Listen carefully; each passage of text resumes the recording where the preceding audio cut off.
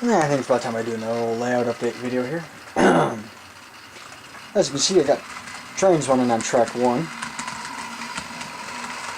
Train bumbling along here.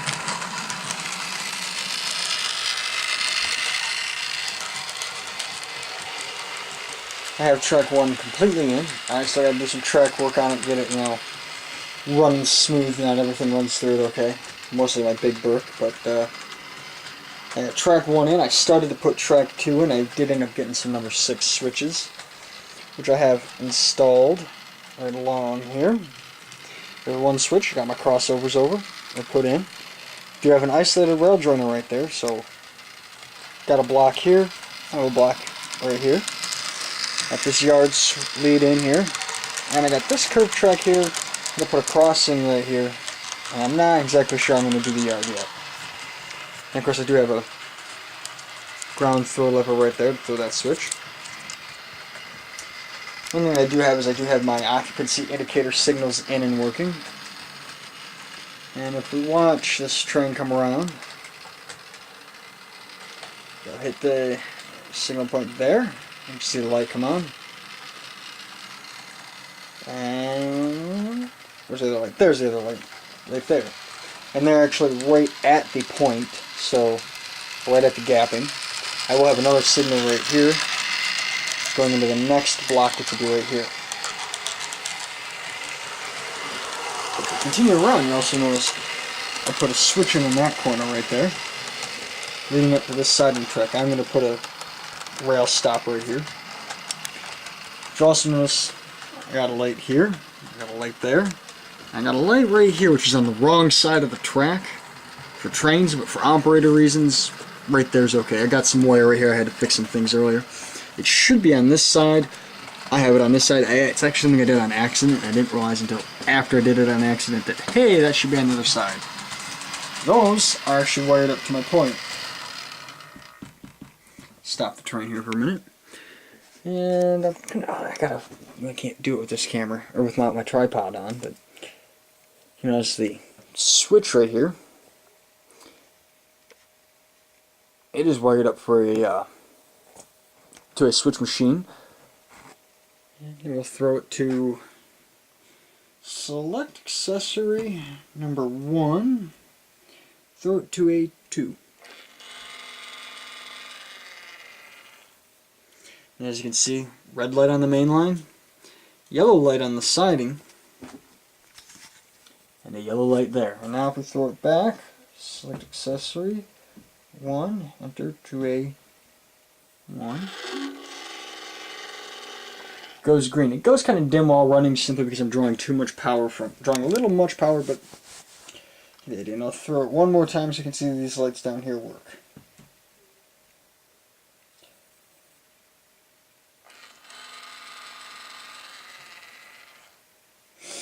And one more time just because it's fun to do. I think it's the coolest thing I've done so far.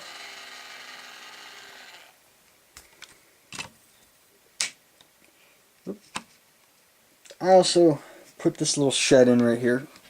It might stay there, it might go away. I kind of like it right there.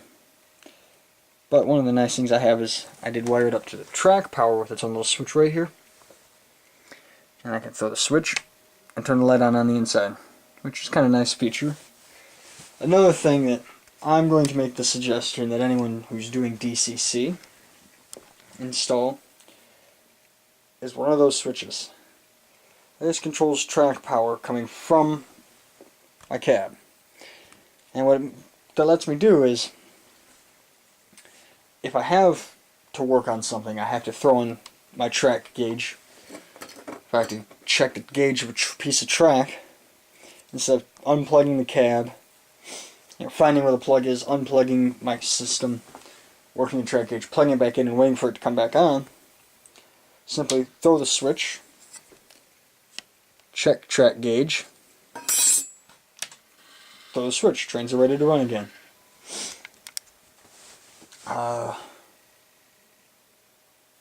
That's good about now. About it now. Things left to do on track 1 is finish going through making sure everything is properly engaged. or not just engaged, but lined up and running correctly. 1225 still likes to jump.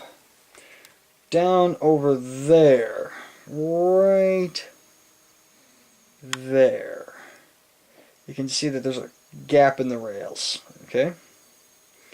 That is to electrically isolate block 1 on this side from block 2, or 3 on this side. I recently got some clear rail joiner, or isolated rail joiners I can put in there, which I got to go back in and put those in, and that should help clear up the few problems I'm having over there.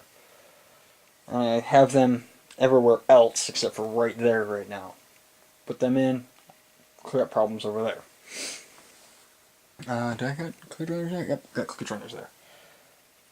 Then I have to also scratch build a couple more of these signals here.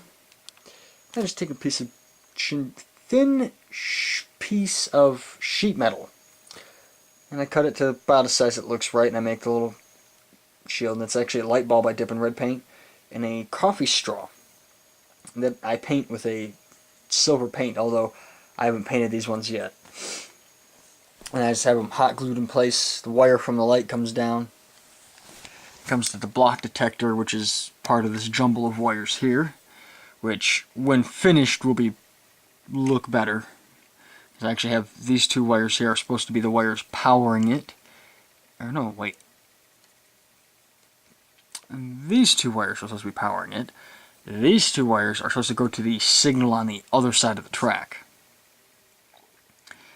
for trains entering the next block ahead. And I got another one right there, and you can see that I also, this wire is actually not, this one's not attached to anything yet, but this wire clip here, this black wire, are attached to the switch. This wire actually comes down to my cab bus spot where I plug in my power. And that right there runs track. This right here runs accessories, and when I mean accessories, I don't mean that little house.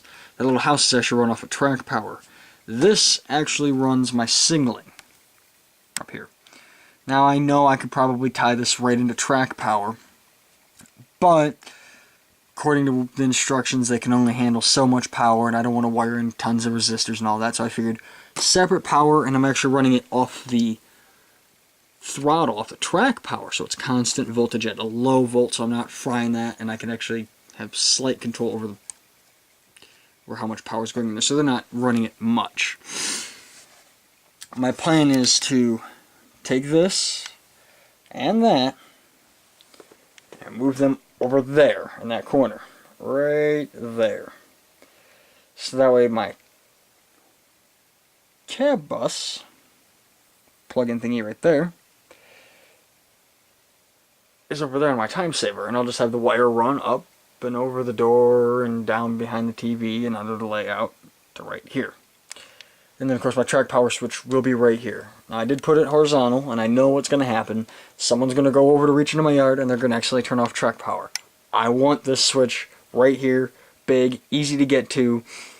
If there's a problem, it's easier to hit this switch than it is to hit the emergency stop button, because you hit this switch, power on the track is cut off. Done, no power. And I might even actually get another one of those that has a key, so that way no one else can run my layout unless you get the key. Yeah, I'm that crazy. I'd do that kind of stuff. That's something to do on a later date, though. Well, I'm coming along, slowly but surely. I'll get there one day.